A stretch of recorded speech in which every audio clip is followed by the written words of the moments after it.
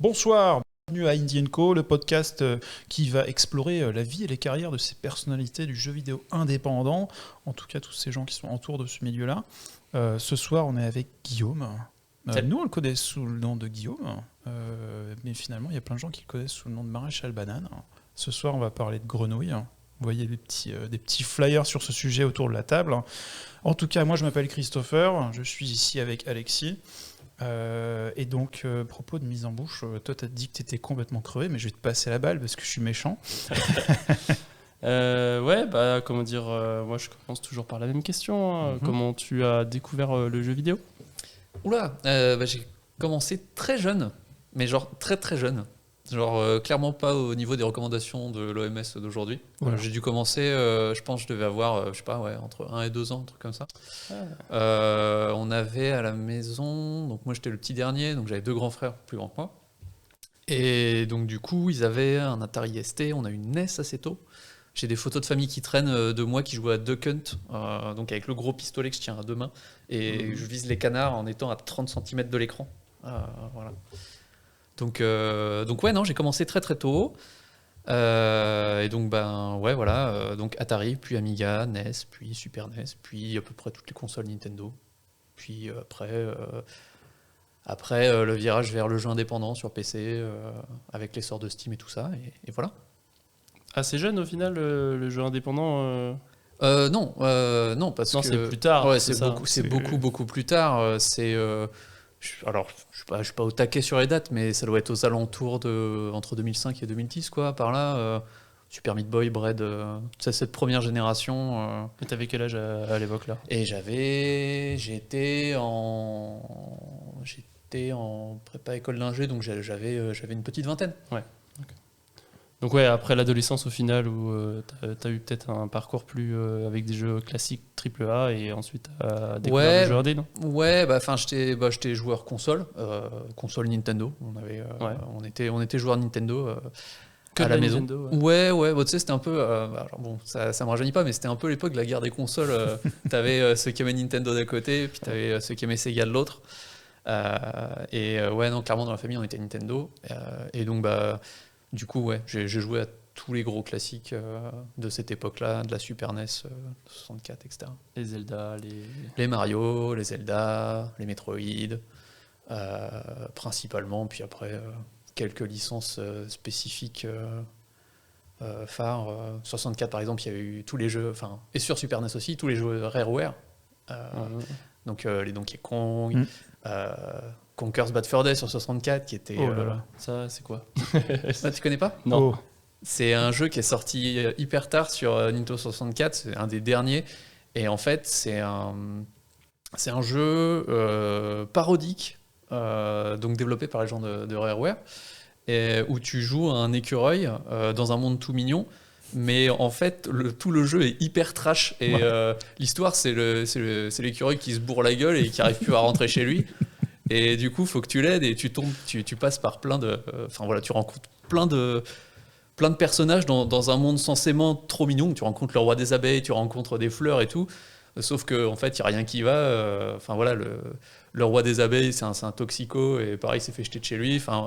Bref, tu te bats contre le Great Mighty Pooh, qui est une espèce de caca géant qui fait de l'opéra. Je me rappelle. C'est un jeu qui est incroyable, et j'étais probablement trop jeune pour certaines choses que j'ai vues dans le jeu, mais c'était très cool. Ouais. Et la jaquette, c'était pas très G.I. Joe, un casque et tout. Je me souviens pas, je t'avoue. Mais je me rappelle effectivement, le truc de l'opéra avec des lyrics bien cherchés, et ça donne envie de chanter là, mais on mettra ça en bonus. Carrément. Il y avait un karaoké dans le jeu qui était intégré. Et du coup, après, tu as une période où tu as besoin de détoxer. Et du coup, tu passes sur du jeu indépendant. Ouais, non, je sais pas. En fait, ouais, comme ça correspondait au moment où je démarrais mes études et où je commençais à me demander ce que j'allais faire. Et quand je suis arrivé, du coup, dans mes études supérieures, où j'ai fait un peu d'informatique, c'est le moment où je me suis rendu compte qu'en fait, le jeu vidéo, c'était quelque chose qui était possible à faire. J'ai commencé à faire des petits projets, à coder des petits trucs. Voilà, dans l'école où j'étais, il y avait des gens qui étaient super forts et qui avaient des projets de jeux vidéo un peu stylés. Et du coup, c'est le moment où je me suis rendu compte que c'était quelque chose de possible, d'accessible, de difficile certes. Je connaissais déjà un petit peu, enfin j'avais déjà un peu entendu parler de l'industrie, donc je savais que c'était pas facile aussi de faire une place. Mais c'est le moment où j'ai réalisé que c'était quelque chose d'envisageable, alors que jusqu'à maintenant, j'y avais même pas pensé, quoi. Alors que pourtant, c'était ma passion. T'avais pas une vocation de t'orienter là-dedans, quoi. Non, je crois que j'osais même pas y rêver, tu vois. Ouais. Et puis voilà, en arrivant en école et en me rendant compte que c'était possible, forcément, je me suis mis à m'intéresser à tout ce qui est petite production et ça coïncide à peu près pile poil avec le début de l'essor du jeu indépendant. Donc voilà, à l'époque Super Meat Boy, Bread, Minecraft, World of Goo, j'en oublie plein, mais vous voyez à peu près l'époque, quoi. Et c'était quoi ta question déjà ? Comment t'as commencé ta vie de jeu vidéo ? Ouais. Et du coup, on est parti loin là. Ouais, okay. Non, mais du coup, après, t'en arrives à, donc à tes études. Ouais. En fait, c'est une question qui peut être posée. C'est est-ce que tu penses que le fait que tu t'es intéressé à ces petits jeux indépendants qui commençaient à percer, c'était aussi dû au fait que tu commençais à envisager d'en faire, ou est-ce que c'était complètement différent ? C'est juste un peu la tendance qui a fait que tu t'es penché dessus, en fait. Moi, je vois par exemple pour Minecraft, c'est vraiment devenu hyper populaire et tout le monde y jouait, quoi. Et donc ça se passait les cracks et tout pour pouvoir jouer à du Minecraft, même si à l'époque c'était pas très cher, mais quand même les gens se leur filaient et tout, et donc il n'y avait même pas cette idée-là, tu vois. C'était la démocratisation de Minecraft qui arrivait. C'est clair. C'est clair. Je sais pas du coup pour les autres projets s'il y avait un peu aussi, parce que des fois quand tu commences à fabriquer un truc, tu as un peu envie de t'intéresser à ce qui se fait aussi dans ce milieu. Bah, non, mais tu as raison, je pense que ça a vraiment été un mélange parce que donc il y a d'une part le fait que comme je commençais à coder, je m'intéressais à tout ce qui était projet un petit peu expérimental, et typiquement les gens de World of Goo, le mec qui a fait Crayon Physics et tout ça, en fait j'avais un peu suivi leur truc. Ils faisaient partie d'un truc qui s'appelait l'Experimental Gameplay Project, justement, où ils faisaient un jeu par mois, et c'était... Enfin voilà, je sais pas où on en était, si les game jams existaient déjà autant à l'époque, ou étaient autant répandus, mais en tout cas, à l'époque où j'ai découvert ça, c'est vraiment le moment où j'ai réalisé effectivement qu'il y avait une manière de faire qui était vachement plus à petite échelle et vachement plus dans l'expérimentation. Donc il y avait ça, mais effectivement, en même temps, mine de rien, ça faisait déjà... Donc j'avais 20 ans, ouais, donc ça faisait déjà plus de 15 ans que je jouais, donc il y avait aussi probablement une volonté de ma part de voilà, chercher un petit peu de nouveauté. Je pense aussi que c'est le moment où j'ai commencé à me dire « Putain, c'est vachement bien les jeux Nintendo », mais les derniers Zelda, je commençais à me dire que bon, ça commençait à se ressembler un petit peu d'un épisode à un autre épisode, et du coup j'étais un peu en recherche de nouveautés aussi, quoi. Donc je pense qu'assez naturellement je me suis dirigé vers ces trucs là aussi, quoi. D'accord. Ouais, c'est un peu pour changer d'air aussi de ce qui se fait habituellement. C'est ça. À un moment t'as passé le cap et tu t'es dit moi aussi je peux coder. Ouais, ben assez tard, hein. En arrivant en école d'ingé, quoi, grosso modo. Quand j'étais plus petit, j'ai fait quelques trucs. J'avais mon frangin qui avait une TI-92, qui est une calculatrice, mais alors pas une calculatrice format normal. En fait, on appelait ça le tank. C'était comme ça, quoi. Et du coup, t'avais des espèces de poignées pour la prendre comme ça, et t'avais des trous pour les pouces, pour reposer tes pouces. C'était cool. Et bref, et du coup, j'ai programmé des petits jeux d'aventure textuelle dessus. Ça, je pense que c'est le premier truc que j'ai fait qui ressemblait à du jeu vidéo. Après, adolescent, il y a mon frangin un jour qui m'a ramené... qui m'a dit tiens regarde, j'ai trouvé ça a l'air trop cool, et en fait il m'a filé l'installeur de RPG Maker 2000. Waouh, clairement du futur. Ouais. Et ouais, parce qu'on n'était pas encore en l'an 2000 à cette époque-là. et ouais, et ça pour le coup j'ai vraiment accroché, et j'ai passé vraiment littéralement des années à faire un RPG avec RPG Maker. Où voilà, enfin, je faisais ça les week-ends et les vacances J'y ai passé un temps fou, c'est dingue. Et pour le coup, ouais, c'est le premier projet où là, je me suis rendu, putain, là, je fais vraiment du jeu vidéo, c'est cool. Mais même à cette époque-là, je faisais pas encore du tout de lien avec ma future carrière, parce que je me disais, bah, ok, c'est super cool, mais c'est complètement amateur, je fais ça avec un logiciel, les vrais créateurs, ils font pas comme ça. Non, ils vont dans les mines. Exactement. Je sais pas, ils coupent du bois avec Exactement. une hache. Ils écrivent de l'assembleur. C'est ça, ils écrivent de l'assembleur. Mais en même temps, à l'époque, les moteurs de jeu accessibles à tout le monde, ça n'existait pas, quoi. Unity, ça n'existait pas et tout. Non. Donc, enfin bon, bref, c'était très loin de mon imaginaire, quoi. Et du coup, comme je disais, comme j'ai déjà dit tout à l'heure, c'est vraiment en arrivant en école d'ingé et en taffant sur des projets de programmation, en voyant qu'il y avait des gens qui proposaient vas-y, on est en première année, viens, on fait un MMORPG en 3D qui se passe dans l'espace, il y a des éléments de 4X et Classique. tout. Et vas-y, on fait ça. Puis bah du coup, notre projet de l'année, c'est juste tu fais des planètes qui tournent texturées, puis t'es content, quoi. Mm. Ouais. Et puis ça tourne à 30 FPS. Puis comme t'as des fuites mémoire, au bout d'un moment, ça crache. Mais voilà, c'est pas grave. T'as fait du jeu vidéo.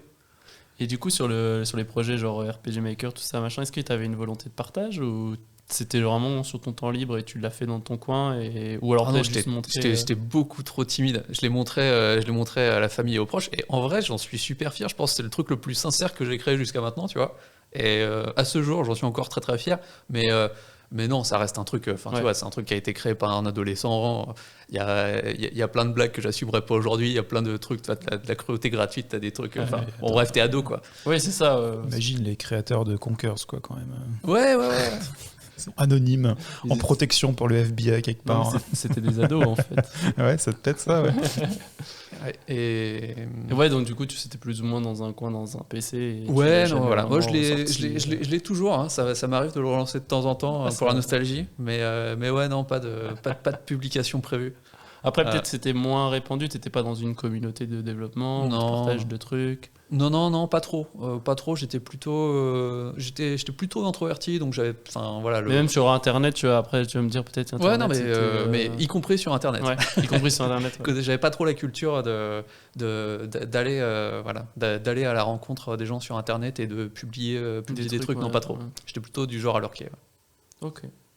Et du coup, après, l'école d'ingé. Du coup, après, ouais, l'école d'ingé, du coup, les projets. Et puis passer l'école d'ingé, je cherche du taf. Et ouais, en arrivant à la fin de l'école d'ingé, j'ai fait une spécialisation qui est. Alors en fait, moi j'ai fait une école d'ingé en télécom, donc c'était plutôt généraliste. Mais j'avais choisi la spécialisation qui me donnait les meilleures chances de bosser dans le jeu vidéo. Et du coup. Et du coup, je me mets à chercher du taf, quoi. Donc, l'école, ça t'a vraiment convaincu d'aller dans le jeu vidéo, quoi. Ouais, surtout quand je me suis rendu compte que, en fait, les gens qui étaient autour de moi, quand ils sortaient, c'était soit pour faire du conseil, soit pour intégrer des SS2I. Et clairement, ça me faisait pas rêver, quoi. Ça me faisait pas rêver. Et enfin voilà, j'étais prêt à galérer plus, mais pour essayer de trouver un poste dans une boîte qui me plaisait. Et donc, du coup, j'ai pris genre 6 mois pour... Attends, j'essaie de me souvenir dans quel ordre j'ai fait les choses. Mais ouais, non, si, c'est ça.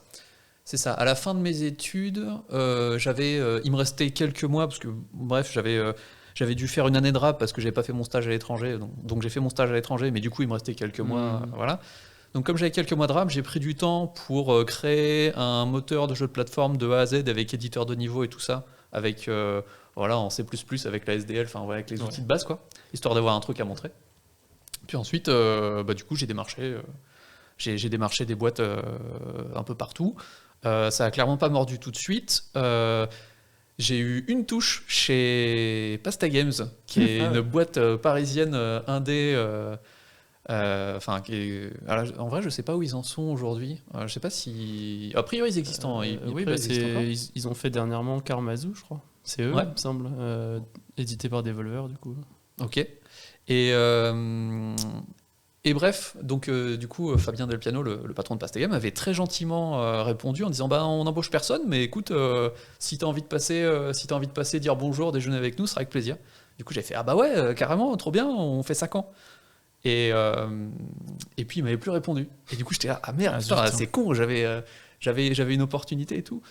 Et en fait, il se trouve que cette boîte-là, elle organisait pour promouvoir un jeu qu'ils avaient sorti sur mobile à l'époque qui s'appelait Pix and Love Rush. Ils organisaient une espèce de concours chaque semaine. Si tu faisais le meilleur score sur le jeu, tu gagnais des places pour aller visiter le musée du jeu vidéo, un truc comme ça, je me souviens plus bien. Enfin bref, tu pouvais gagner des places pour un truc. Et du coup, comme ils ne répondaient plus, je m'étais dit, bon vas-y, je vais jouer à leur jeu, je vais essayer de faire le meilleur score de la semaine, et comme ça ils seront obligés de rentrer en contact avec moi, et du coup, j'ai pexé un peu sur le jeu, j'ai réussi à faire le meilleur score de la semaine. Du coup, il m'a envoyé un mail générique pour me dire bon, bravo, tu as fait le meilleur score, gna gna gna, viens donc récupérer tes places. Et du coup, j'ai répondu bah ouais, super, quand est-ce qu'on déjeune, tu vois. et du coup, du coup, je les ai rencontrés comme ça.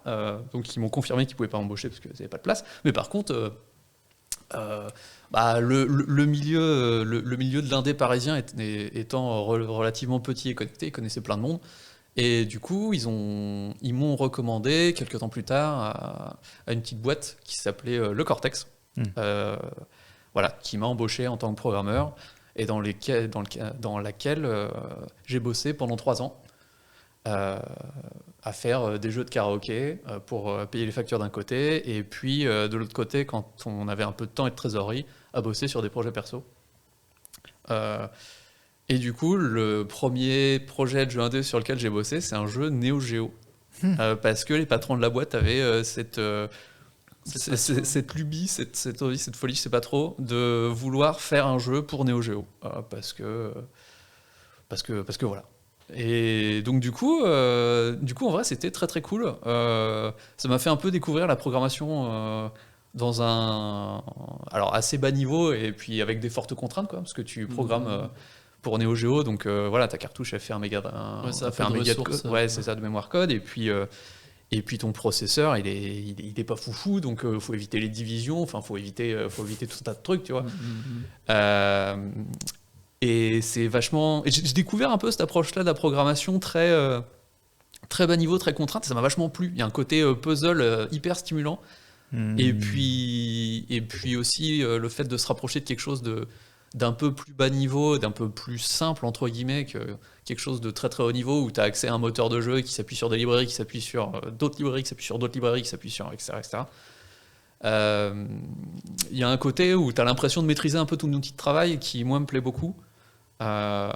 Et c'est peut-être en vrai c'est peut-être un peu ça qui a forgé mon goût pour il fait tout seul ses segways, c'est pas juste je voulais pas sauter une étape, mais c'est vrai qu'on va parler de le truc 8 après. C'est ça, on voit peut-être un peu venir la suite, ouais.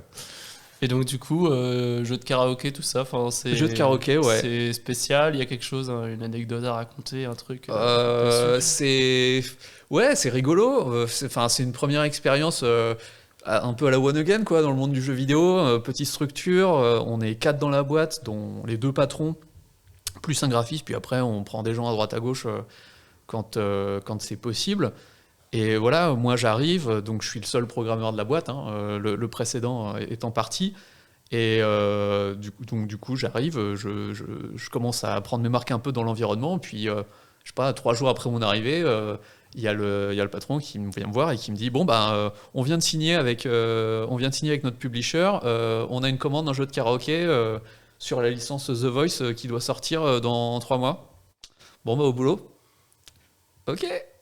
Alors je partais pas de rien, il y avait un moteur de jeu maison pour faire des jeux de karaoké et tout, donc il y avait il y a des moteurs de jeux de karaoké, en fait, ils avaient fait un moteur maison pour leur jeu de karaoké qui faisait que quand ils devaient sortir un nouvel opus au sein d'une même licence, il y avait grosso modo à changer la data, skinner 2-3 trucs, implémenter 2-3 nouvelles fonctionnalités, mais globalement ça allait assez vite. Ouais, c'est la même chose après. Donc du coup ça s'est fait un peu comme ça, quoi. J'ai juste pris le truc en main.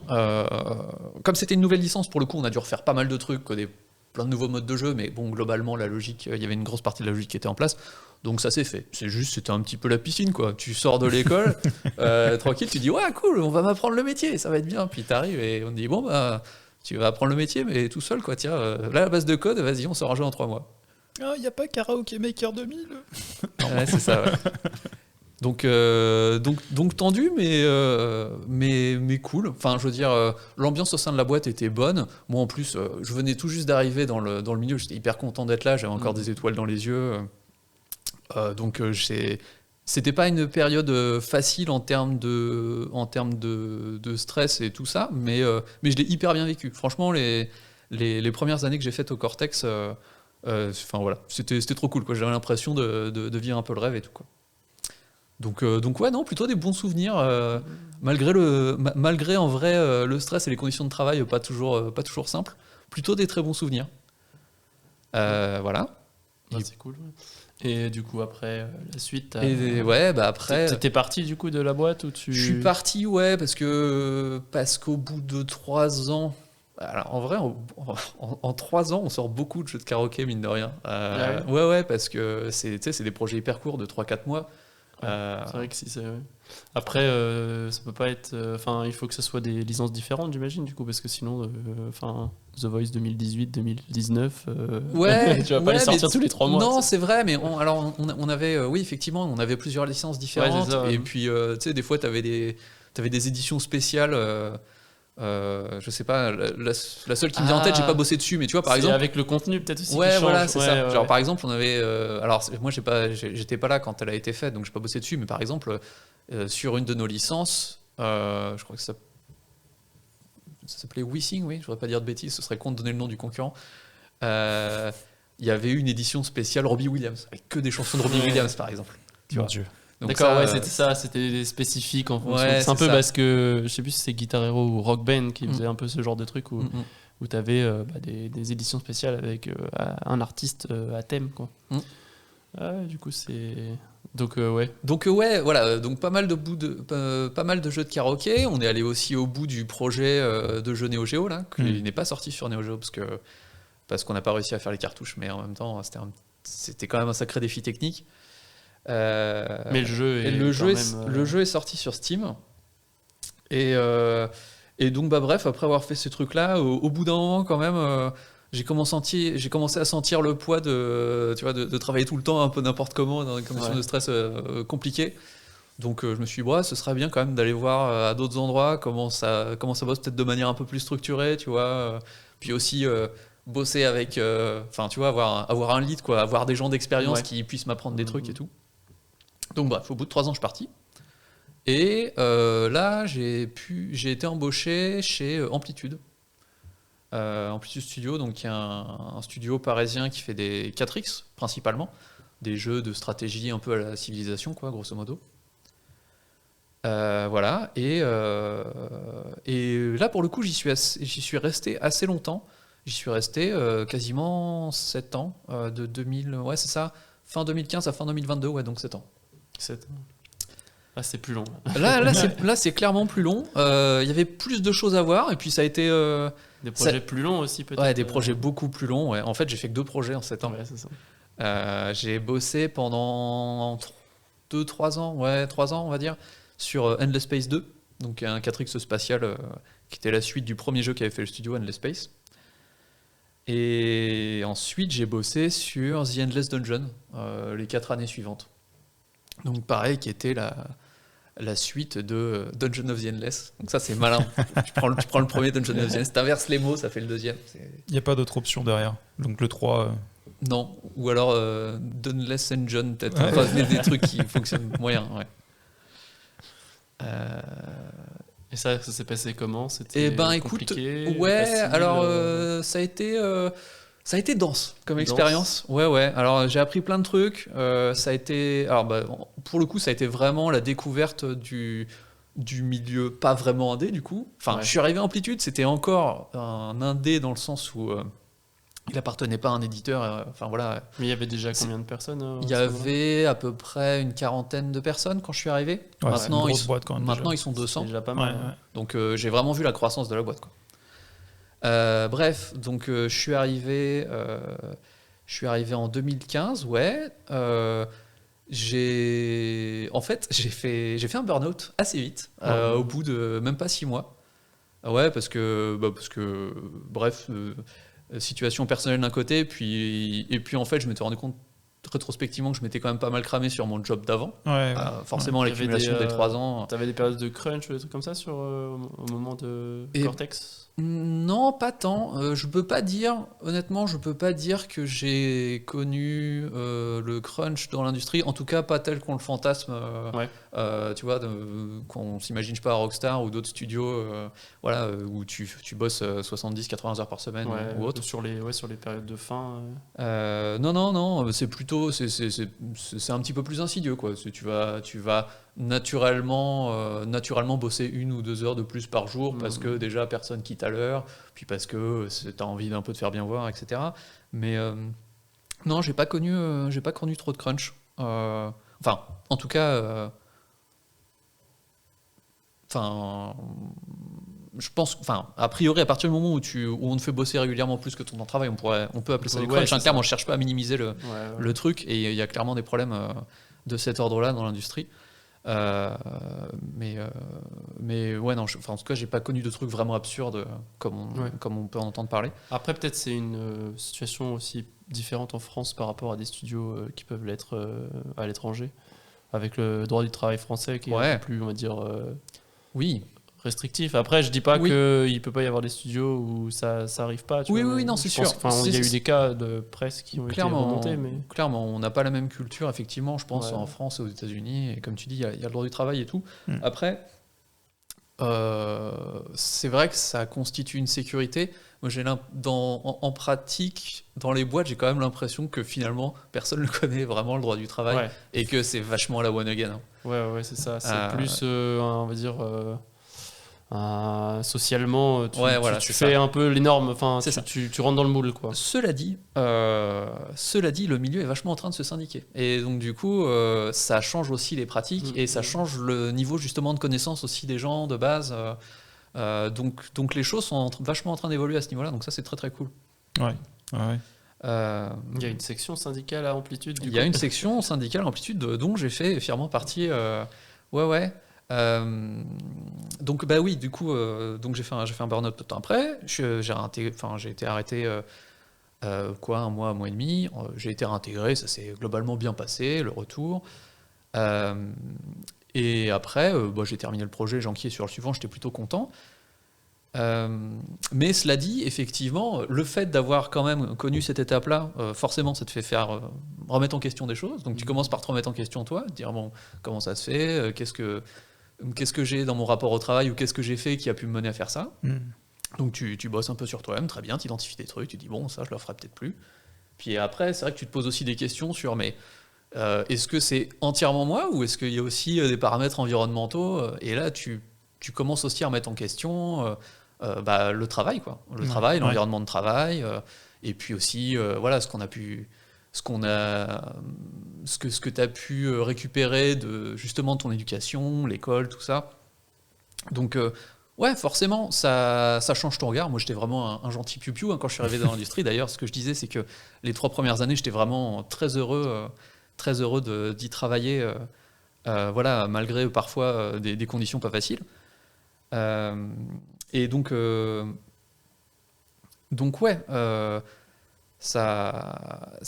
naturellement, ça mène à un moment à se dire, il y a peut-être des choses que ce serait sympa de les changer.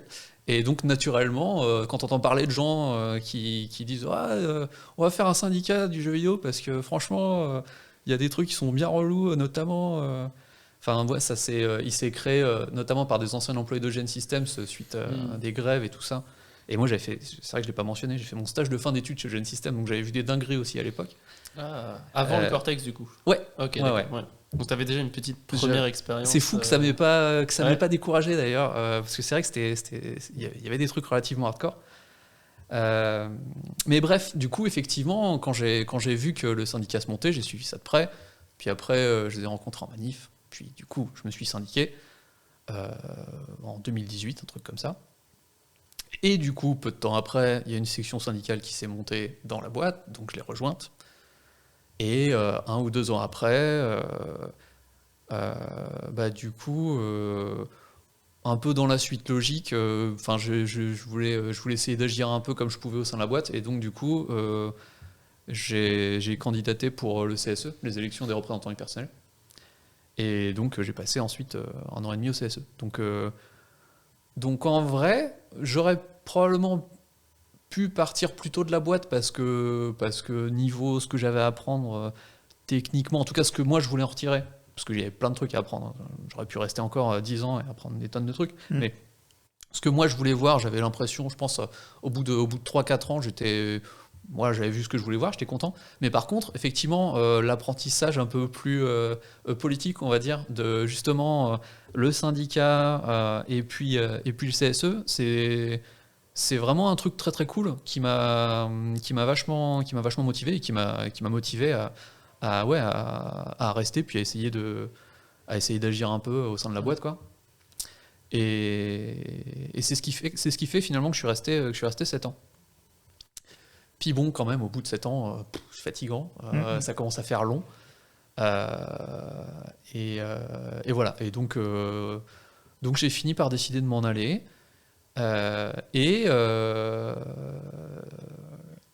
Et en fait, j'ai décidé de m'en aller et de profiter du fait que je pouvais essayer de monter ma boîte. En gros, il y a un espèce de dispositif qui dit que si tu démissionnes pour monter une activité, on t'accorde gracieusement le chômage. Donc, du coup, je me dis, nickel, j'ai accumulé, ça fait 10 ans que je bosse, du coup, j'ai accumulé des droits, et je les utilise, trop bien, et je vais essayer de faire mes jeux, et puis on va voir ce que ça donne, quoi. Donc c'est pour ça, fin 2022, j'ai quitté mon taf. J'en ai profité pour quitter Paris aussi, parce que ça faisait 15 ans que j'y étais, alors que c'était pas censé... T'es de Paris à la base ? Non, pas du tout, je suis normand. Normand. Ah là, on aurait dû commencer par ça. On aurait dû commencer par là, clairement. Parce que là, c'est vrai que ça arrive comme un cheveu sur la soupe, c'est gênant, mais c'est pas grave. Ce serait quoi le 3e truc ? Je ne sais pas. Donc du coup, t'es resté 15 ans à Paris, et t'as... Overdose, plus envie. Overdose, non. En vrai, je m'y étais bien fait, mais clairement, c'était pas mon idéal de vie, quoi, la vie parisienne. Il y a un peu trop de bruit, trop de monde, ça va trop vite, c'est trop stressant. Donc ouais, j'en ai profité pour quitter Paris et puis venir ici, quoi, à Rennes. Et voilà. Et Rennes, c'est trop cool. Et ça fait 1 an et quelques que je bosse sur mes jeux. Et pourquoi Rennes ? Et pourquoi Rennes ? Je viens de le dire, Rennes, c'est trop cool. Voilà. Non, mais en vrai, c'est à peu près juste ça. Tu peux pas juste choisir comme ça, genre. Si, parce que c'est à peu près ce qui se fait. Non, en vrai, Rennes, j'en avais entendu parler en bien par mon frangin qui a fait ses études. Mais c'est à peu près tout ce que j'avais comme lien avec Rennes. Ouais. Je connais personne à Rennes. Beaucoup d'étudiants qui passent par là et qui disent Rennes, mes années étudiantes. Ouais, voilà. Et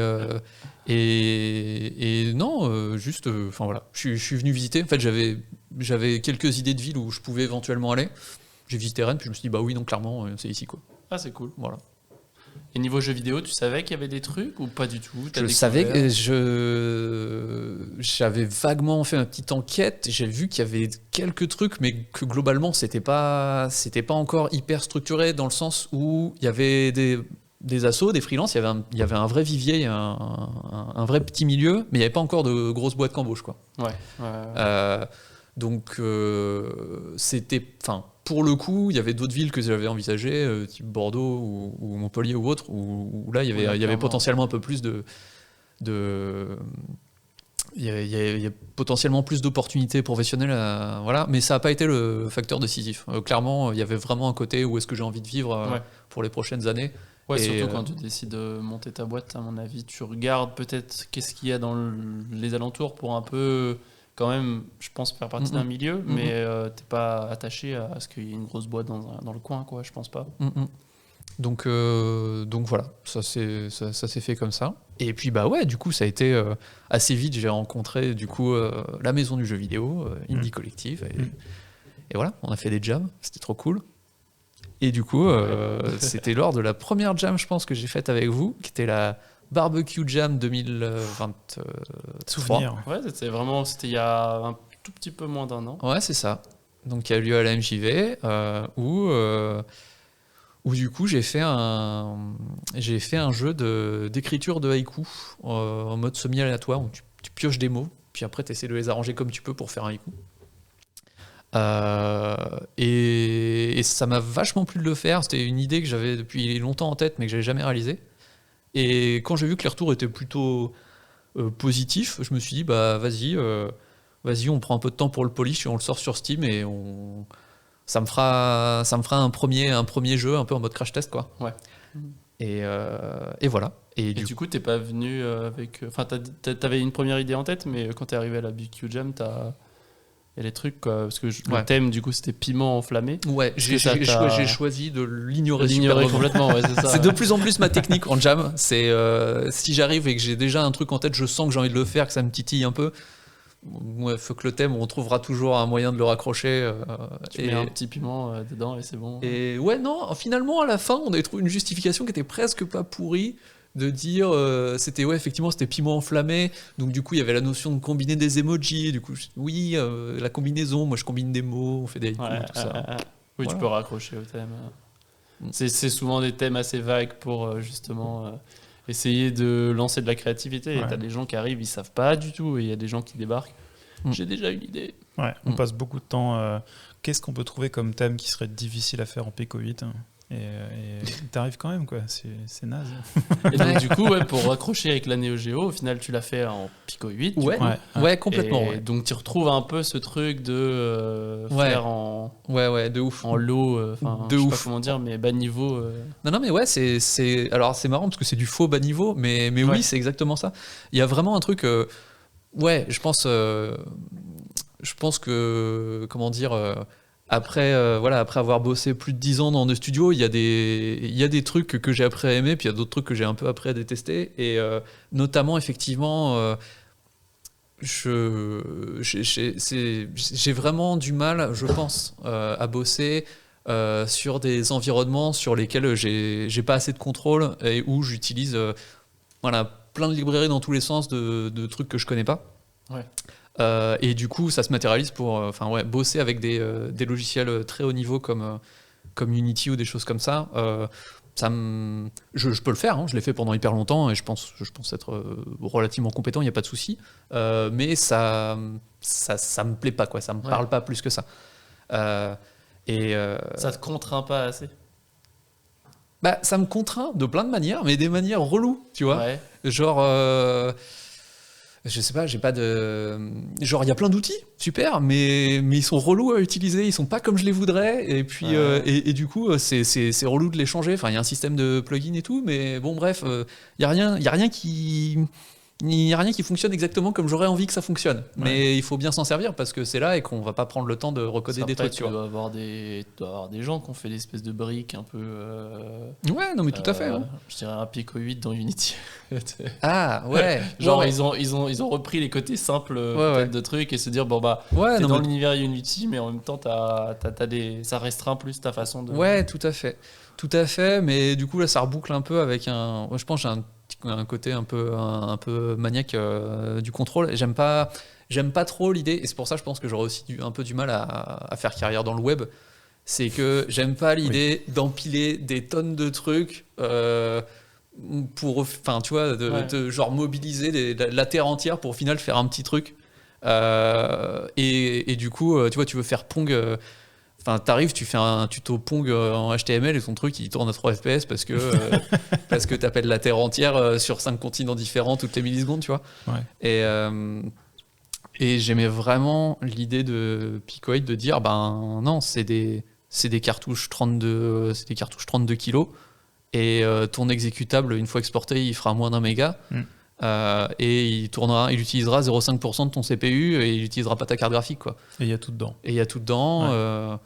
Et je trouve ça. Alors, j'imagine qu'on peut voir ça comme un espèce de retour en arrière de 30 ans, mais moi je trouve ça absolument génial en termes de. En fait, j'aime bien l'idée que, tu vois, des trucs comme Unity. C'est typiquement des moteurs qui te permettent de faire plus de choses, par contre, sur lesquels tu as très peu de maîtrise. Et Pico 8, c'est vraiment le truc inverse. Ça te permet de faire très peu, mais par contre, tu as une maîtrise totale et tu as la compréhension totale de ta machine. Alors, c'est une fausse machine, encore une fois, mais ça émule assez bien les contraintes du matériel de l'époque. Et pour le coup, j'avais pu le constater sur Neo Geo, donc je me suis retrouvé dans... Enfin, je vois bien que le mec qui a fait ça, c'est de quoi il parle, quoi. Et en fait, tu vois, quand j'utilise Unity, je me sens bête. Je me sens bête parce que je me dis, mais ce truc-là, il fonctionne pas comme je veux. Pourquoi voilà. Alors que, en fait, c'est des considérations de juste telle personne qui a développé le plugin a fait comme ça et pas autrement. Puis, tu as des chaînes de dépendance entre trucs qui font qu'au bout d'un moment, tu es obligé d'utiliser ce truc comme ça, mais tu voudrais ne pas. Et du coup, tu comprends pas tout, tu comprends pas tous les enjeux derrière. Bref, tu utilises un truc qui te permet de faire des choses, mais moi j'ai l'impression d'être bête en l'utilisant. Alors que voilà, Picoid c'est l'inverse. J'ai l'impression que ça me permet de mieux comprendre les choses, ça me permet de mieux maîtriser ce que je fais, et du coup en l'utilisant, j'ai l'impression d'être plus intelligent, enfin de progresser davantage et d'être plus puissant entre guillemets dans mon métier, quoi. Je pense que je vois ce que tu veux dire. C'est l'outil, vu que tu arrives à le maîtriser, du coup t'es moins bridé par le truc et du coup tu peux imaginer toute une diversité de choses. C'est une distinction. Alors c'est peut-être un petit peu comment dire. C'est peut-être un petit peu intellectuel pour rien, mais ça pourrait être une distinction entre le pouvoir et la puissance, tu vois. C'est genre le pouvoir, le fait de pouvoir faire quelque chose. Typiquement avec Unity, tu peux faire des trucs, mais la puissance de Picoid, c'est qu'en fait, ça t'apporte de la puissance dans le sens où tu deviens meilleur en l'utilisant. Et ça élargit tes horizons, quoi. Ouais, c'est genre, t'as 3 kits de Lego, t'as les Lego System qui se mélangent avec des trucs, t'as des paraboles partout sur ta maison, et toi t'as juste envie d'avoir un truc simple où tu sais ce que tu peux faire avec, et du coup tu t'es pas bloqué par l'instrument. Et du coup t'arrives à faire plein de choses. C'est un peu l'idée, ouais. Mais c'est impressionnant parce que même si tu dis que c'est bas niveau, ou plutôt tu dis ça ressemble à du bas niveau, je trouve que les jeux que tu arrives à sortir ont souvent, je l'ai dit tout à l'heure, un juiciness qui est impressionnant.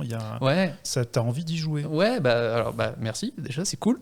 Mais en fait, ce qui est rigolo, c'est c'est de se rendre compte que bon, il y avait sûrement des contraintes liées à la technique qui font qu'à l'époque, il y avait certains trucs qu'on pouvait pas se permettre. Mais en fait, c'est surtout que en 40, 50 ans d'itération et d'apprentissage, enfin je veux dire le média maintenant il commence à être quand même assez mature sur ce point-là. En fait c'est juste que collectivement on a appris plein de trucs sur comment faire des bons jeux, et en fait tu vois on aurait très bien pu dès à l'époque faire des jeux qui sont avec plein de jus comme tu dis, donc des jeux qui répondent bien, où il se passe plein de trucs à l'écran qui sont agréables à l'œil, où on a une impression de contrôle renforcée, etc. Ou juste des jeux pas complètement pétés comme les jeux Infogrames des années 90 où la difficulté elle est aux fraises et tout, et t'as l'impression qu'il n'y a eu aucun contrôle qualité, mais c'est juste que voilà, en fait on est juste meilleur aujourd'hui collectivement en tant que société pour faire des jeux attrayants, et c'est pas tant une limite matérielle que ça, quoi. Et moi c'est vrai que c'est plus un apprentissage au final le résultat d'un apprentissage comme tu dis de plusieurs années qui font que maintenant on se dit s'il n'y a pas ça on le ressent moins bien, tu vois. Enfin, j'ai pas d'analogie en tête, mais c'est un peu ce truc de la sauvegarde automatique, par exemple. Par exemple, ce genre de truc. C'est en fait les gens ont expérimenté différents trucs. Donc par exemple, quand tu parles de sauvegarde automatique, il y avait les codes où tu devais taper ton code pour retourner au niveau. T'as le truc de je sauvegarde dans un coin et puis du coup j'ai 3 slots de sauvegarde, machin. Et en fait à un moment on s'est dit tiens peut-être que on peut faire ça automatiquement, peut-être qu'on peut faire on peut enregistrer juste l'endroit où la personne elle est, on apprend, et maintenant ça devient presque un standard. T'as des jeux comme Alien qui reviennent en arrière et qui te disent en fait la sauvegarde elle va être chiante, et tu vas devoir vraiment calculer quand tu sauvegardes parce que t'es vulnérable. Après ça fait partie du gameplay. C'est intégré au game design. En fait c'est un peu ce sur quoi j'allais l'embrayer, c'est que t'as des vrais progrès, puis t'as des trucs qui tiennent aussi juste de l'effet de mode, où t'as des envies, des attentes de la part des joueurs qui évoluent, et ça peut très bien aller dans un sens ou dans un autre. Et puis effectivement, t'as aussi, comme tu dis, t'as certains jeux qui font le choix de pas aller forcément dans la direction majoritaire, mais où c'est des vrais statements de game design, de dire nous on veut que notre jeu il soit comme ça parce que c'est ça l'expérience qu'on veut proposer. Et donc tu disais effectivement la sauvegarde dans Alien, dans la plupart des jeux d'horreur, Typiquement, voilà, Resident Evil avec les rubans encreurs qui font de ta sauvegarde une ressource. C'est-à-dire que tu dois compter les nombres de fois où tu peux sauvegarder pour pas sauvegarder tout le temps et tout. Ça, c'est un truc qui est pleinement intégré au GD et qui, pour le coup, c'est du génie, quoi. Il y avait ça dans certains jeux aussi, où tu as des items que tu dois récupérer pour pouvoir faire ta sauvegarde. Coup, tout à fait. Et du coup, des fois, t'évites de sauvegarder. C'est ça. Et t'as très envie, t'as très peur, mais tu vas pas sauvegarder parce que tu sais que c'est ton dernier et que tu penses que tu peux tenir encore un peu, quoi. Et ça, c'est trop bien. Là, du coup, c'est carrément intégré dans le jeu au final. Après, on peut dire que c'est un peu la même chose que ce que tu fais. Tu fais le choix d'avoir un environnement visuel qui soit retour en arrière, comme tu le dis, mais en même temps, c'est l'évolution qui ajoute le reste et qui fait que, plutôt que si un jeu fait le choix d'avoir ce type de sauvegarde parce que ça va jouer dans le gameplay, toi, tu fais le choix d'avoir un truc visuel qui est différent. Ouais. Après, ce serait hypocrite de dire que c'est ça la seule raison. Il y a clairement aussi un côté, je suis programmeur, je suis pas graphiste. Donc c'est une facilité aussi. C'est clairement non, mais c'est une facilité d'accessibilité aussi. Mais Pico 8, c'est pour ça qu'il est super aussi, c'est que c'est un environnement donc très contraint, mais où du coup toutes les décisions de design un peu relou ont déjà été prises pour toi. Et donc typiquement, le fait que ce soit sur un écran de 128 par 128 pixels avec seulement 16 couleurs, mais du coup que la palette de couleurs ait déjà été choisie, pour moi c'est du pain béni parce que parce que je sais auxquelles t'as pas besoin de réfléchir. C'est ça. Moi je suis pas très très bon pour choisir des couleurs, et là je sais que quoi que je dessine, si je fais quand même un minimum gaffe, globalement ça va être joli, quoi, parce que les couleurs ont déjà été choisies pour être harmonieuses, et du coup voilà, des jeux Pico 8 se dégage déjà une identité visuelle forte et que moi je trouve classe. Et voilà. Et pourquoi Pico 8 ? Il n'y en avait pas d'autres ? Je voudrais pas dire de bêtises, mais je crois que c'est vraiment le premier sur ce créneau. Enfin, après, qu'il y a eu des...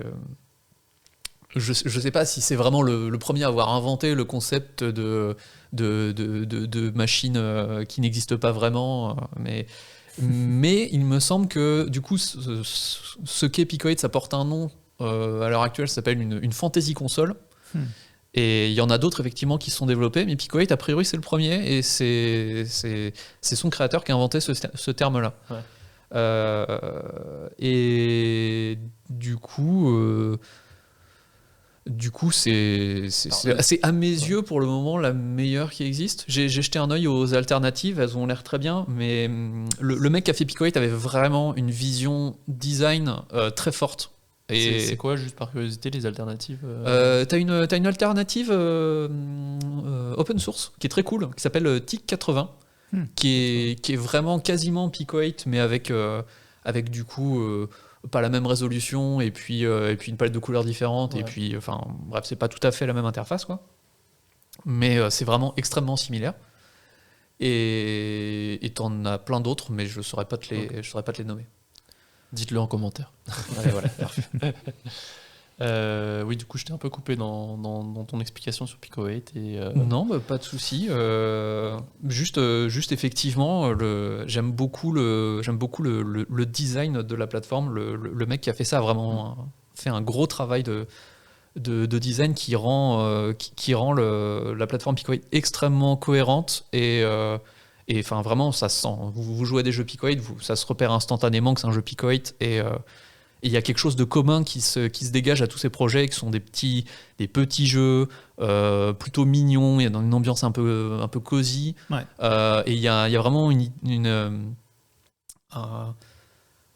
comment dire, c'est un peu bête parce que c'est du jeu vidéo, mais un côté vraiment extrêmement ludique, quasiment des jouets, quoi. Mais pas des jouets au sens bébête du terme, des jouets vraiment au sens le plus noble du terme possible, où vraiment il y a un côté très très joyeux à utiliser ces trucs-là. C'est clair. Il y a une combinaison bizarre où c'est un peu rétro parce que c'est très pixelisé avec une palette de couleurs qui est réduite. Mais en même temps très animé et très fluide, et donc le feedback il est vraiment là. Et on a joué à des jeux le week-end dernier où c'est beaucoup de LED. Donc il y a un gars, je l'ai appelé Monsieur Wobble, mais il a un autre nom, Parce qu'il fait que des trucs avec des manettes qui bougent. Et ils font ça avec des LED. Donc il a fait un jeu de golf sur une seule ligne. Et nous, on a testé une sorte de géode où tu regardes et tu dois... il tombera pas plus bas. Et ça a beau être des LED, il y a énormément de feedback. C'est très au rafraîchissement et c'est ultra coloré. Et du coup, t'es à fond dedans, quoi. Tu t'es vraiment branché dessus, quoi. Et Pico 8, à chaque fois, c'est ça. C'est fun, c'est ludique. Mais d'un autre côté, c'est très animé, c'est très réactif. Et c'est un peu ce côté où je me rappelle... il y a longtemps, quand tu étais sur Counter-Strike genre 1.5, tu baissais les résolutions à fond pour que tu aies le plus de FPS possible, et du coup ton jeu il était basse résolution mais ultra fluide, et c'est un peu le même effet, je trouve. Ouais, c'est vrai. C'est vrai. La contrainte technique qui fait que tu veux absolument juste gagner, et en fait tu t'en fous de l'aspect visuel du jeu, quoi. Ouais, sauf que c'est super animé, quoi. Tu mises 100% sur le taux de rafraîchissement et la fluidité du jeu. Et c'était pas injouable. C'était pas injouable. Tu pouvais même des fois mieux jouer. Et tu passais outre les trucs de collision qui du coup fonctionnaient moins bien, les trucs comme ça, quoi. Et donc t'en as fait un deuxième jeu après. Alors la Game Jam. Alors j'ai fait d'autres jeux de jam, oui. Le Wheels of Mangatrock, pour le moment, c'est le seul jeu que j'ai sorti vraiment sur Steam, où il y a une intention un peu pro derrière. Mais j'ai fait d'autres. J'ai fait d'autres petits jeux derrière. Effectivement, alors à la jam suivante organisée par Vos Soins. Le jeu de squash. Le jeu de squash, effectivement. Le thème, c'était les émotions. Ouais. Donc on est assez vite parti sur dans le brainstorming sur la notion de tête qui explose. Ah oui. Et moi je suis arrivé à la jam, je voulais faire un jeu de squash. Je sais pas pourquoi, je sais pas d'où ça sort, mais je voulais faire un jeu de squash. Mais là t'as pris en compte le thème. Et du coup, au chausse-pied. Je me suis dit les émotions, on va faire des têtes qui explosent, jeu de squash. Donc jeu de squash jeu de squash pour gens stressés. Donc on a besoin de se défouler, et puis c'est ça qui apporte le petit twist, parce que t'aurais pu faire juste un jeu de squash basique avec les scores.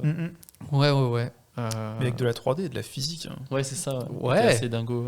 Oui, c'est vraiment le truc le plus simple possible, quoi. Mais oui. Petite 3D au sein de Pico 8 pour tester un peu justement aussi comment ça marche au sein de cet environnement, et ouais, ça se fait étonnamment bien. Je pense que c'est en vrai, depuis que j'utilise Pico 8, vraiment mes jams ont jamais été aussi confortables, ou genre je jam c'est souvent sur 2 jours, un week-end, quoi. Et j'arrive vraiment à faire des jams où le vendredi soir, je sais quelle est mon idée. Le samedi, midi après-midi, j'ai mon premier proto qui tourne. Samedi soir, je suis feature complete. Et dimanche, je fais du polish. Ouais. Et ça m'était jamais arrivé avant, quoi, de faire des trucs aussi carrés. T'avais participé à beaucoup de jams avant? Ouais, quand même. Enfin, j'en ai pas fait des tonnes, mais j'avais fait en début de carrière, j'avais fait la Global chaque année. Puis j'avais participé à d'autres jams à droite à gauche. Qui n'avaient pas forcément de nom, mais des fois avec des potes. Sur des moteurs plus classiques. Ouais, la plupart du temps, les jams que j'ai fait jusqu'à maintenant, c'était sur du Unity. J'avais fait utiliser Love 2D une fois. Truc en Lua, ça. Ouais. Que je vais peut-être d'ailleurs utiliser pour des prochains projets, on verra. Ah, c'est cool, Lua aussi, ça a le même effet, c'est le SDK, c'est ça. Ouais. Pico 8 est en Lua. Ah, je savais pas du tout. Cool. Ouais. J'étais pas au courant, je croyais que c'était du basique. Honte à moi. Du basique. Oh là là, non, mais moquez-vous de moi. Non, mais en vrai, c'est alors pour le coup, ça se base sur du Lua, mais l'API Pico 8, donc les fonctions qui sont mises à disposition, reprennent une syntaxe basique. T'as vu? T'as des noms de fonctions. C'est pas du basique du coup.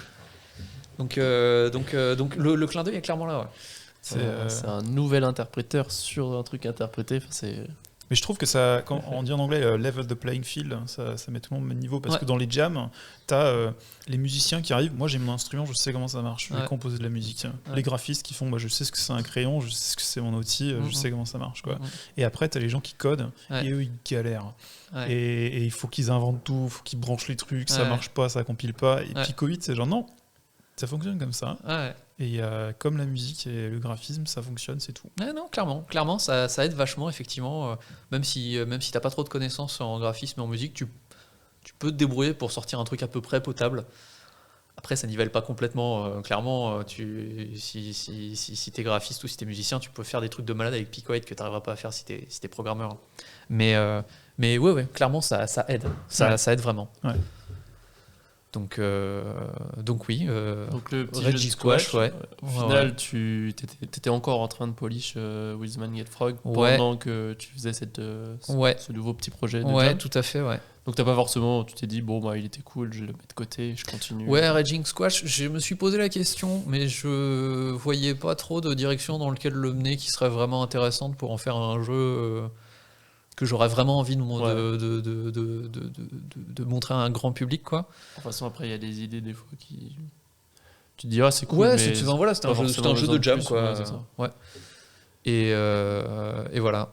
Et donc du coup, tu as continué à polish J'ai continué à polish, ouais, parce que effectivement, la version de jam de Will the Man Get Frog était quand même relativement limitée. T'avais quelques centaines de mots, pas plus. T'avais 2 décors, ce qui n'était pas énorme. Donc j'ai rajouté pas mal de contenu. J'ai rajouté un espèce de simili-mode multi à base de mots de passe. Tu parlais tout à l'heure des tactiques pour la sauvegarde et tout. Bon, Picoet, on peut pas faire de réseau. Enfin, on peut, mais c'est extrêmement compliqué et je pouvais pas... Enfin, je comptais pas me prendre la tête avec ça, donc du coup, j'ai fait du réseau, mais sans réseau, où en gros, les joueurs peuvent choisir un mot de passe, et s'ils choisissent le même mot de passe, ça leur garantit d'avoir les mêmes mots, d'avoir le même ensemble de mots pour composer leur haïku. C'est comme une seed. Ouais, c'est complètement une seed. C'est vraiment tout bête. Enfin voilà, j'ai absolument rien inventé, mais par contre, c'est très cool de voir comment en ayant la contrainte de pas trop pouvoir utiliser de réseau, quoi, comment tu arrives à recréer des expériences multi avec de bouts de bois. Et enfin, honnêtement, je sais pas ce que j'aurais pu faire de mieux comme expérience multi dans Will the Man Get Frog, mais je suis vraiment très très content de ce que ce mode multi arrive à apporter au jeu. Avec juste en s'appuyant sur tout petit mécanisme de juste avoir des parties sidées, quoi. Parce que là tu pourrais faire un concert dans les bois avec 1000 personnes, ils pourraient tous jouer en même temps. Mais c'est la seed à tout le monde. Ouais, c'est ça. Ouais. Genre je sais pas, je crois que t'as pas fait ça d'ailleurs justement sur Steam. Si, effectivement, donc le jeu est sorti sur Steam là en février, et depuis relativement régulièrement, alors à peu près une fois par mois, je lance ce que j'appelle un haïku workshop sur Steam, où en gros je dis ok, ce mois-ci le thème des haïkus c'est tel mot, et puis du coup je vous partage un haïku que moi j'ai fait sur ce thème-là. Le mot de passe c'est ça, et puis utilisez le même mot de passe, et puis faites vos haïkus, puis à la fin on les regarde juste, et c'est cool, tu vois. Génial. Et ouais, c'est assez cool. C'est assez cool. Moi, je suis toujours hyper content de voir les quelques personnes qui prennent le temps de faire ça, de m'envoyer leur haïku et tout. À la fin du workshop, je fais un petit article où du coup je montre tous les haïkus qui ont été faits, puis je rédige une petite bafouille pour dire hey, regardez, là il y a tel mot qui a été vachement utilisé. Je fais 2-3 blagues à la con et tout, et les gens sont trop contents. J'ai des témoins genre t'as cité mon poème et tout, trop cool, je suis trop content qu'il t'ait plu. Vas-y, je vais trop revenir sur les prochains. T'as été voir si t'étais big in Japan? Est-ce que je suis c'est en anglais. Alors bon, je suis big relativement nulle part pour le moment, mais en tout cas j'ai des joueurs japonais. Ouais. J'ai des joueurs japonais, j'ai des haïkus qui ont été postés par des personnes japonaises, des Chinois aussi. En vrai, c'est assez cool. J'ai eu des participations de plein d'endroits différents, des Espagnols, une personne de Saint-Pierre-et-Miquelon qui est au taquet. Waouh. Ouais. Qui est dans son phare. Ouais, mais non. En plus, c'est une des personnes, je pense, qui est la plus au taquet sur le jeu. Bref, des gens d'Amérique, d'un peu partout. Donc c'est trop cool aussi de voir cette connexion à l'échelle mondiale. Ils ont tous un truc en commun. C'est ouais, c'est fou. Hein. Ah, ils parlent tous anglais du coup. Déjà. C'est déjà un Ou point peut-être qu'il y a commun. une personne qui va te dire merci Guillaume, j'ai appris l'anglais grâce à toi. Ouais, on verra. Pas de Ils projet parleront que de- dans des petites phrases. Eh ben, franchement, ce serait la classe. Pas de projet de faire une autre langue ou. Alors non, c'est effectivement une question qu'on me pose souvent et qui est totalement compréhensible. Mais en fait, il y a plein de choses qui font que c'est extrêmement compliqué. En fait, le jeu, enfin, c'est triste à dire, mais le jeu, il tient vraiment sur le design du jeu, il tient sur le fait que l'anglais, c'est hyper pratique du point de vue grammatical. C'est-à-dire que, en fait, à la base, j'avais essayé de faire il y a longtemps avant de faire Wheels on Get Frog, j'avais essayé de faire une version française du jeu, plus ou moins. Enfin, j'avais essayé de faire un proto. En fait, ça s'était mal passé parce que les verbes en français, alors, je sais pas, on doit avoir 24 temps. Pour chaque temps, tu as 6 terminaisons, et ces terminaisons, elles dépendent du groupe de verbes. Et en plus, on a des verbes irréguliers. Donc en fait, pour chaque verbe, tu peux avoir, j'en sais rien, moi, 40 ou 50 formes différentes. En anglais, on en a que 3, enfin 3 ou 4 quoi, par verbe globalement. Donc ça rend les choses vachement plus simples. Pareil, l'anglais, ça m'a permis de faire la grosse simplification, de dire finalement, je mets que des mots d'une seule syllabe. Comme ça, j'ai l'équivalence un mot égale une syllabe. Et du coup, si les gens mettent 5 mots, je sais que ça me fait un vers de haïku, parce que le modèle de haïku que j'ai utilisé, c'est un vers de 5 pieds, un vers de 7 pieds, un vers de 5 pieds. Et donc du coup, avoir ces équivalences un mot égale une syllabe, ça rend le jeu vachement plus simple. D'une part pour moi à programmer, mais c'est pas tellement l'enjeu, mais c'est aussi pour les joueurs, du coup, ça rend le jeu vachement plus... C'est une mise en abîme ce que tu nous décris là. Donc en fait, avec un jeu moins compliqué, les gens arrivent à plus facilement jouer. mais alors c'est vrai que c'est une sacrée mise en abîme parce que comme tu dis, Pico 8 en fait c'est un jeu que j'ai fait de manière très contrainte sur un tout petit truc. Et ce que je propose comme expérience, c'est un jeu créatif qui permet de faire des tout petits trucs de manière très contrainte. Mais parce que clairement moi c'est une expérience qui me plaît beaucoup et je pense que c'était une manière de juste la partager quoi. L'expérience créative c'est un truc que je kiffe et la création sous contrainte c'est un truc que je kiffe et je constate, moi qui suis facilement sujet à des... Enfin, je panique vite fait dès que j'ai trop de liberté, donc cette technique là elle fonctionne très bien pour moi pour être créatif. Et c'était, ce jeu, c'était aussi pour moi une manière d'essayer de partager aux gens l'expérience de regardez, peut-être que vous avez l'impression que vous n'êtes pas fort en écriture, ou peut-être que vous pensez que vous pouvez pas être créatif, mais en fait, regardez, avec les bonnes contraintes, on produit des trucs et en vrai, on s'amuse. Donc, venez, c'est trop cool, tu vois. Ouais. C'était vraiment l'expérience que je voulais essayer de produire avec ce jeu. Et bref, du coup, voilà, ça s'explique. C'est très cool. Merci. Et donc après la globale, j'imagine. T'as pas fait d'autres jeux entre temps, de proto, de trucs Si. Enfin, des petits trucs à droite à gauche, mais qui n'ont pas encore vu le jour. Il y en a. Des trucs pour la suite. Ouais, il y a un proto que j'ai plus ou moins abandonné, mais je pense que je vais le publier quand même parce qu'il est dans un état qui est correct. C'est juste que je fantasmais de pouvoir passer plus de temps dessus et d'en faire un truc vraiment méga stylé. Mais non, il faut que j'enquille sur d'autres projets. Là. Ce serait bien que je gagne un peu de sous cette année quand même. Donc ouais, j'ai un... Dans les cartons, là je le révèle en exclusivité mondiale, n'est-ce pas ? Oh là là. J'avais taffé sur ce qu'on appelle un D-Make, donc un remake en version basse définition de GeoGuessr sur Pico 8. Et en vrai, je l'avais mené assez loin, mais bref, j'étais ensuite passé sur d'autres projets. Enfin, j'avais décidé de me concentrer sur Wheels on Get Frog. Mais il est dans un état pas trop dégueu, donc je pense que je vais le publier juste pour que les gens puissent s'amuser avec, et je vais passer à autre chose. Et puis j'ai d'autres projets. Initialement, quand j'étais parti en indé, je m'étais dit je veux faire du point and click, parce que moi j'ai adoré. J'ai vraiment grandi avec les point and click LucasArts et ça a vraiment forgé, je pense, à la fois mon humour et un peu ma socialisation. Enfin, c'est un peu connecté, quoi. Et j'avais vraiment très, très, très envie d'explorer ce truc-là. En fait, le RPG que j'ai fait quand j'étais ado, c'était grosso modo un point and click LucasArts qui disait pas son nom, tu vois.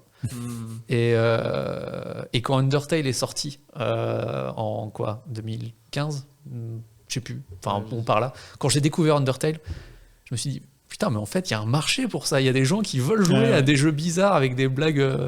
Et des graphismes un peu réduits, des choses comme ça. Ouais. Bah ouais. Et je me suis dit, putain, si j'avais su. Et donc, bref, je prétends pas faire Undertale, évidemment. Mais en tout cas, ça reste un truc que j'ai envie d'explorer, le point and click. Et donc, tout ça pour dire que j'avais fait des protos de point and click qui sont pour le moment un peu de côté parce que.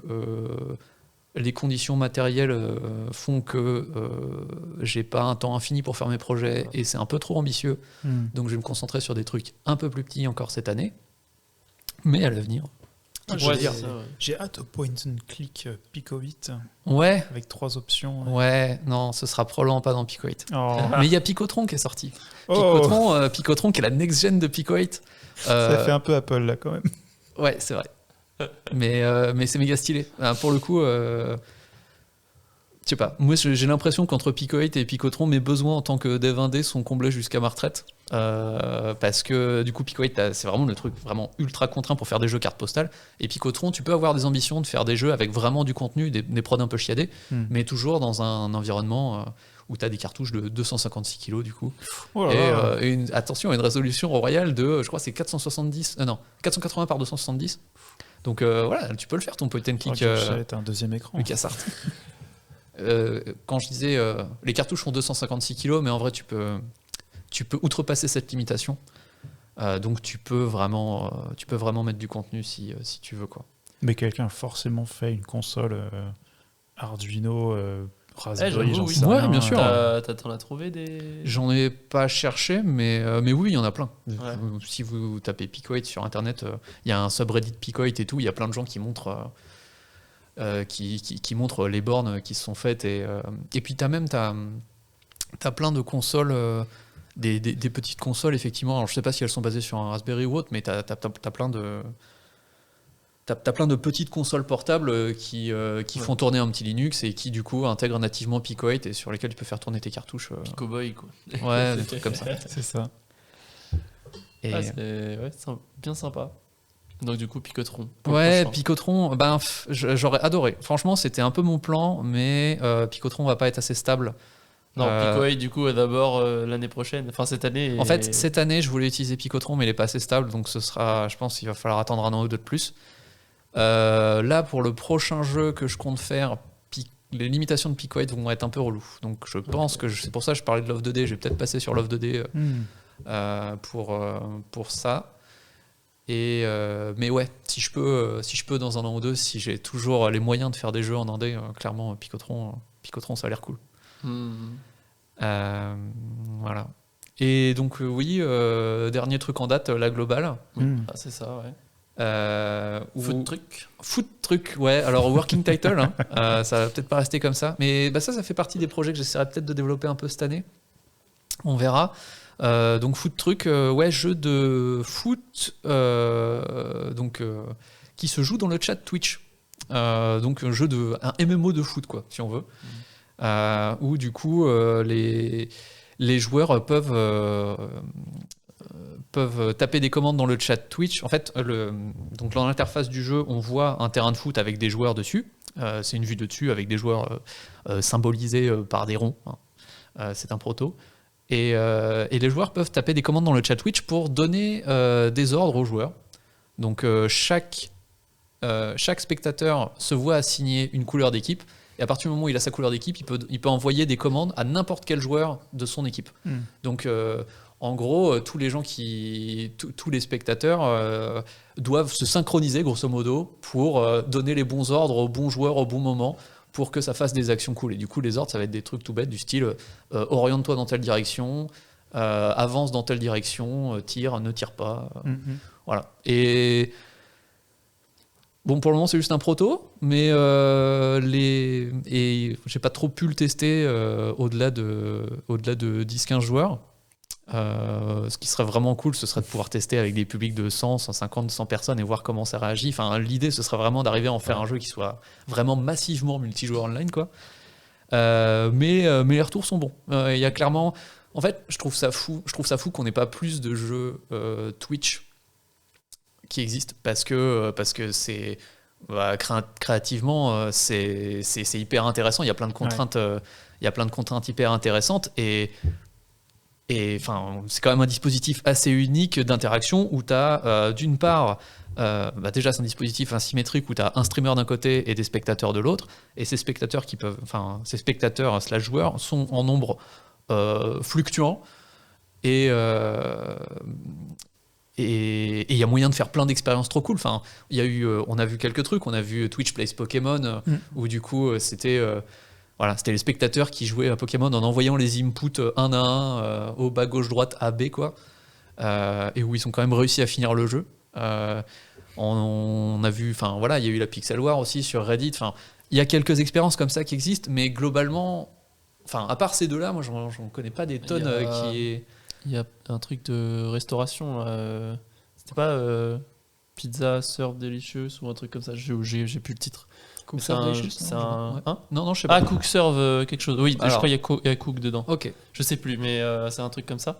Et c'est un truc aussi où le streamer doit un peu orienter en fait chaque personne dans la cuisine pour qu'il fasse des trucs, des plats en fait. Ouais. Et donc du coup c'est genre ce qui est assez drôle, c'est que tu as un côté un peu visuel où les gens du chat sont présents dans le visuel, et ils les prennent et ils le mettent aux tâches qu'ils doivent exécuter. Et en fait, les gens doivent écrire dans le chat. Ok. Genre, ils tapent vraiment. C'est genre, tu vas faire le burger, donc je te mets là, et il faut que la personne tape genre cuire, tu vois, un truc comme ça. Mais c'est carrément cool. C'est carrément cool, et j'aimerais bien qu'il y ait plus d'expériences comme ça en fait.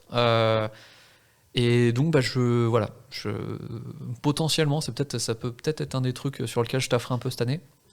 Après, va se poser la question de est-ce que c'est possible de faire des sous avec ce genre de truc, ce qui est peut-être un peu plus compliqué.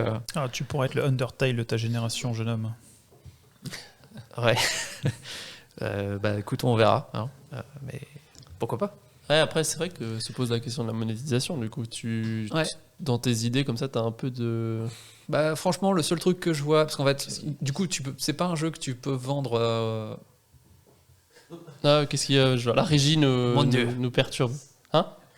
La prise. Elle est gênante. Ah, mince. Regardez la prise, là.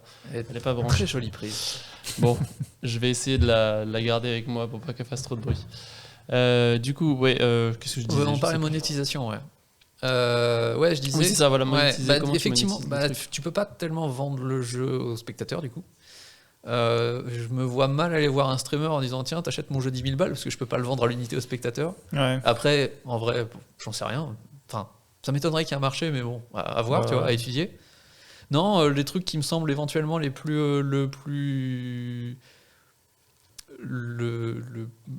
moins improbable, ce serait du financement participatif. De dire, je vais faire un jeu, quand son développement sera financé, il sera accessible, mais pour que je fasse le jeu, il faut que vous me filiez des sous, quoi. Et donc, ça s'accommoderait assez bien de faire une démo, si j'arrive à... Enfin, s'il y a des streamers qui sont intéressés...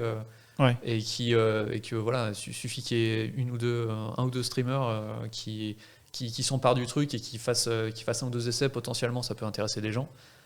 Et ensuite lancer une campagne Ulule ou je sais pas quoi. Si ça prend, Twitch, ils ont une sacrée histoire de voir ce que font les gens et de l'intégrer pour de vrai. Donc peut-être qu'ils seront trop cool, on peut acheter ce jeu à la Jackbox. Écoute, on verra. Voilà. Ouais. Prochaine édition, tu seras millionnaire. Faudra venir avec un chapeau haute forme et tout. Un béret, je préfère. Les enfants, j'ai fait du picoït. Non, en vrai, j'ai pas trop une tête à chapeau. Zut. Du coup, je pense que juste avant de finir, j'ai un dernier point que je voudrais aborder. C'est très important. Je sais pas si tu es au courant, il y a quelqu'un qui est ton homonyme qui fait du doublage pour du jeu vidéo, ou au moins que ce soit toi, et que tu ne l'aurais caché. Mais j'ai plein d'homonymes. Le truc, c'est que Guillaume Fort, c'est un des noms... genre Fort, je crois, en termes de nom de famille, ça doit être le 5e plus courant, tu vois. Et je connais pas beaucoup. Ouais, c'est vrai. Non, ils sont où ? Ils sont tous à Paris. Je sais ou pas. En Normandie. Non, en vrai, Fort, je crois, ça vient de Forgeron, donc tu vois, il y en avait partout. Ok. Et du coup, oui... T'as un site qui s'appelle Moby Games où t'as un peu tous les crédits des D'accord, jeux ouais. et en fait j'avais un peu regardé pour Ouais. voir si on n'oublie pas un des jeux sur lequel Ouais. tu aurais pu être crédité. Ouais. Et en fait il y a un gars qui est aussi crédité sur des trucs assez gros en plus, Ouais. genre Ouais. Starfield et tout, D'accord, machin, ok, ouais. et Qui qui s'appelle a le- Guillaume Fort. Oui. Putain, j'avais pas fait Wild gaffe. Hearts. Mais j'avais un Guillaume Final Fort Fantasy. dans mon école d'ingé, il y en avait un deuxième. Je sais qu'il y a un Guillaume Fort qui est genre acteur qui a joué dans des téléfilms TF1, France 2, tout ça. Il y en a un qui est chanteur aussi. Enfin, voilà. On avait- On réunit tous les forts pour on va Ouais, faire une jam de ouf. tu es donc notre deuxième personne qui a un homonyme qui travaille dans le doublage de jeux vidéo, puisque Ouais. c'était le cas avec Alice aussi. Ouais, mais ce qui est assez pratique parce que du coup, c'est vrai que ça me rend relativement anonyme sur Ouais. Internet. Voilà, les gens tapent Guillaume Fort, enfin, je suis assez tranquille, quoi. Ouais. Voilà, donc pour la petite anecdote, et puis après, bah, du coup, je sais plus, je pense qu'on avait à peu près abordé tous les points. Et comment dire, et qu'est-ce que c'est du coup la suite pour toi Eh ben, Est-ce que tu as des trucs à rajouter? Eh ben, écoute, on l'a déjà un peu évoqué, hein, la suite, là, ça va être de partir sur des nouveaux projets. Essayer de faire des sous cette année, un minimum, ce serait pas mal. Et puis, et en vrai, ça m'a beaucoup plu de faire une année où je peux bosser sur mes projets en solo, me réapproprier un peu mon travail et tout. J'en avais besoin après 10 ans en studio. Mais s'il y a des opportunités, je serais assez chaud de bosser avec des gens. Parce Ouais. que c'est quand même très très cool de bosser en équipe. Moi, ça C'est vrai fait qu'on partie l'a des pas trucs qui abordé, me. côté solo de ce que tu fais Ouais. actuellement, quoi. Ouais. Bah, c'est très cool, mais enfin, c'est vraiment très cool d'avoir une liberté totale sur le processus créatif et tout. Mais bosser en équipe, ça me manque. C'était ce que je préférais, je pense, dans le fait de travailler dans le jeu vidéo, c'est que tu bosses avec plein de gens de plein de domaines différents d'expertise, plein de gens qui sont super forts, qui ont plein de trucs à t'apprendre. Et l'émulation collective, c'est hyper agréable, quoi. Moi, Ouais. c'est vraiment un truc qui me nourrit vachement et qui me manque un peu là, du coup, en indé solo. Donc, on verra. Ok, peut-être avec la maison du jeu vidéo, hein, Eh ben, peut-être. résidents, On verra. Pendant un barbecue. quelque chose En à tout cas, il y aura rajouter, des jams, c'est sûr. Chris, Non, c'était excellent. Merci d'avoir fait les jeux Juicy. Eh ben, avec plaisir. hâte de voir la suite. C'était un plaisir. Et c'est vrai que depuis que je suis à Rennes, quasiment tous mes jeux, je les ai faits pendant vos jams, quoi. À peu Ah. près.